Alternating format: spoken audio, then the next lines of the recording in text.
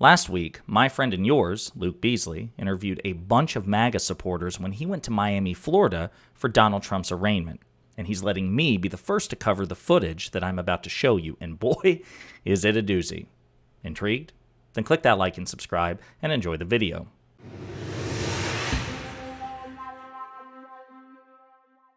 So those of you who follow my content and are familiar with my channel are probably well aware of the fact that I collaborate very frequently with a young progressive commentator named Luke Beasley. He started out as a David Pakman correspondent. He has his own channel. It's blowing up. He's got great political commentary, and he's gone viral repeatedly, very often for interviewing Trump supporters at Trump rallies. And they're iconic moments. And last week, Donald Trump was arraigned after being federally indicted for the willful retention of classified documents. We've done so many videos about that, and we'll continue to do so because it's an incredibly historic, important legal case. But during the arraignment, Donald Trump had called on his supporters to show up outside the courthouse and protest. And so Luke Beasley traveled to Miami, Florida, because he knew that it'd be a great opportunity to interview Trump supporters and, basically check the pulse and do a vibe check of MAGA and Trump supporters. And it's about what you would expect. It's crazy. Now, he's also allowed me to, ahead of anybody else, of himself, of David Pakman, show you some previously unreleased footage. And we're going to do that. But before I do, I've got to give you some context because the person he interviews in this previously unreleased footage, he also has interviewed in previously released footage. So we've got to play that and give you a bit of the context just to show you who and what Luke is dealing with during this interview. So I'll let him take it from here and just pop the popcorn and sit back and enjoy the ride. What are your thoughts about the arraignment?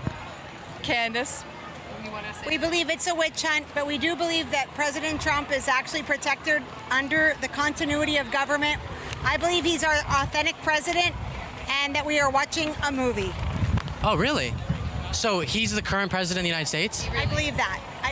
What is Biden doing then? Well, Biden is, we're under continuity of government. It's a military action.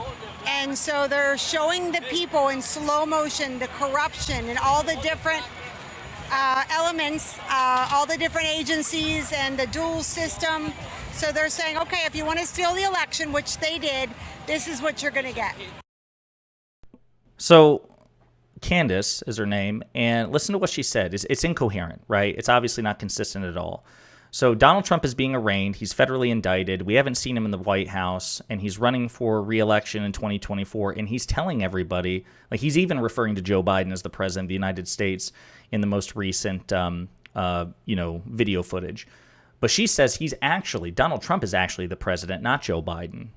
Donald Trump is still president, and this is a movie. It's a slow-motion deconstruction. He has worked this all out to show the American people what they can expect if Democrats had stolen the election, which she says they did steal the election. Democrats did steal the election from Donald Trump, but in a way that doesn't stop Donald Trump from being president, which he is, and he's doing this to show the American people the corruption and the two-tiered legal system. Okay, let's continue. So then how is Biden doing in his role? Is he the president right now? No, Biden is an actor, but I think Biden has been gone a long time. That's how I feel. Gone dead? Gone dead. Who's the one walking around? An actor. Do we know who the actor is? There's different ones that play him. Everybody has actors, but I know it sounds so far-fetched, but they say that they're going to reveal it soon. Hopefully. It's sick of it. Hi. So again, President Biden is not actually the Joe Biden that we know, presumably who served in the Senate and under Barack Obama. He's an actor. The real Joe Biden is apparently deceased. This is an actor working with Trump because Trump is still the president, and he's part of this elaborate plot on Trump's part, this noble plot, to be sure. There's nothing sinister about it, obviously, in which he's trying to show the American people, again, the corruption in this country. But they're going to reveal it very soon. Okay, let's continue. Is protecting we the people. I do believe he's actually the king. It sounds pretty crazy. Instead of make America great again, it's going to be make the earth great again. He did deals with every country, and I believe it's going to be announced soon. It's called BRICS, BRICS. So not only is Donald Trump president. He's actually been promoted. He is king, which is above a president, right? That's a monarch, right? That's even higher still. There's usually like blood right and divine right of kings associated with it. So I guess congratulations, Mr. Trump, for your promotion, King Trump, Your Majesty. And apparently he's also worked out a deal with every other country on earth, she says, including, and it's called BRICS, right? Which is, it's an acronym for regional economies in the real world, Brazil, Russia, India, China, which are 4 major countries and highly populated countries, but that's only 4 countries out of nearly 200 that are recognized by most geographers and historians and political scientists. But again, this is basically Donald he's stepping up in the world. He's no longer just the president of the United States. He is king of the earth. This is going to be a global initiative. Let's continue. So our financial system is going to be changing, but it's going to be good for everybody, and it's going to be good. And the way that you talk about Trump saving the world, king, do you understand why people see that as like, oh my gosh, this is becoming a belief in like cultish or almost like a belief in Jesus? Yeah, well, I do believe it's biblical, and we're fighting an evil system that has maintained control in all the different aspects of government. So there you go. When called out on the fact that she is behaving very cultishly, she says, well, actually, it is a religion, right? That there is a divinity to Donald Trump. He's almost a messianic figure. He's here to help. That was all previously released footage, and it was necessary to kind of set the stage and introduce you to Candace and how Candace thinks about things. And now the next 2 minutes are previously unreleased, and it gets crazier still. So take it away, Luke. Believing in freedom, faith, freedom, and fair elections. So then because Trump is allowing what's going on to go on, do you not blame him for example, people will say Biden or the actor Biden is to blame for inflation or back when gas prices were higher or all these different things? I think it's that Americans are so comfortable they have to wake people up, and it's waking them up because they're clueless, and they said it has to be in slow drips because people are going to really be very upset when they know all this stuff. It has to do with even human trafficking, all this horrible stuff. Would you say you're a believer of Q? Yeah. Yes, I am. And what about all So as a reminder, Q started out as this online, like, dark web internet conspiracy, which effectively alleges that the Democratic Party is literally, not hyperbolically, but literally, a satanic cabal of blood-drinking pedophiles and sexual abusers. That's Q. And unfortunately, there are many QAnon adherents in the GOP's constituency, millions of them, according to many polls and many statistics, and a disturbing percentage of the Republican Party voter base. And as a matter of fact, we have had QAnon supporters as sitting members of Congress, including Marjorie Taylor Greene. So Candace here, the blonde in the hat, she is part of that cult. She is a part of that group which believes that that's what the Democratic Party is. So let's continue. all the Q predictions that went, like, wouldn't you not trust whoever Q is because of all the predictions that haven't come true? The storm. Right. Q is military, and it could be a variety of people, but it's I don't believe it's one person, but it's people who have intelligence to share the truth ahead of time, so that the people can step up. And I think we were all asleep for so long, and they're helping so that the people get together and say, no, we're not going to allow this anymore. And you can probably...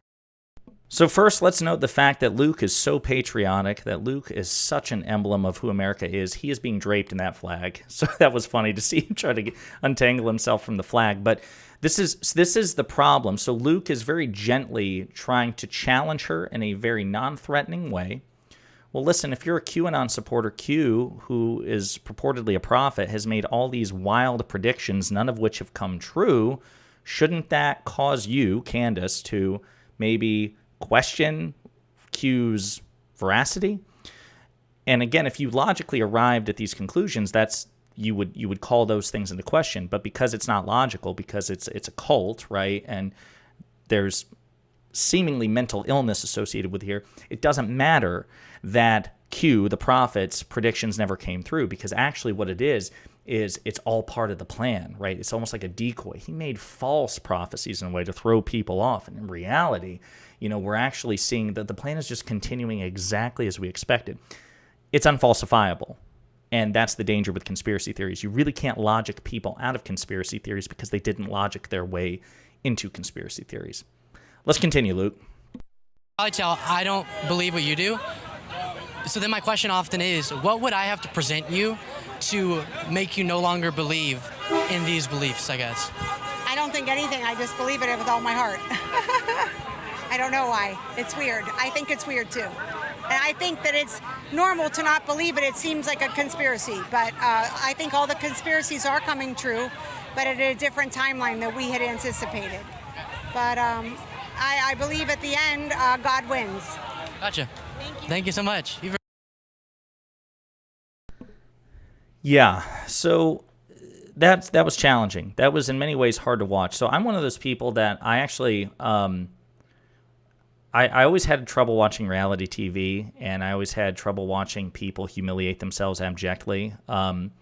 And my default assumption, when I first saw some of this footage, as I often feel every time I see Trump supporters being interviewed, my first assumption is, surely this is just a cry for attention. Surely this person is in full command of their mental faculties, and this is just a cynical ploy to get attention. And sometimes I think that's the case. We certainly see grifters in the MAGA movement, certainly among conservative thought leaders, like I think Candace Owens, Dave Rubin. I think they're probably grifters, right? But Candace's bearing here suggests that she is a true believer. And here's the thing, having never been in a cult, and I imagine most of you have not been in a cult, it could be sometimes really difficult to comprehend the possibility that somebody could so sincerely, religiously believe these things without a shred of irony and a shred of self-awareness. Know how she says when Luke just gently says, okay, well, listen, if the lack of veracity in Q's prophecies are not enough to convince you to reconsider your allegiance to Q, what would I have to show you hypothetically? What could I show you to get you to reconsider your beliefs? And she says nothing. It's a cult. It's a cult. And she even acknowledges, she has enough self-awareness to say, listen, I hear the words coming out of my mouth, and I know it sounds weird, but I believe it anyway. And it's sad. It's really sad. And Luke and I have discussed this when we collaborate. I've said it on my own channel. The Republican Party, the MAGA segment of the Republican Party, which is quite a bit of it, it's like 30, 40, 50% of the Republican Party, probably even more than that, is effectively the biggest and most dangerous cult in the history of this country. I imagine Candace is not alone. I imagine there are tens of thousands, hundreds of thousands of people like her who have been victimized by conspiracy theorists, by the inner circle of Trump supporters, and ultimately by Donald Trump himself. So anyway, I appreciate Luke sharing me this footage because it just reaffirms everything I've ever thought about MAGA as a literal cult, not a pejorative, but a literal cult. And this was scary stuff, and kudos to Luke for keeping an even tone and a gentle disposition, because I probably would have just short-circuited and tipped over. But scary stuff.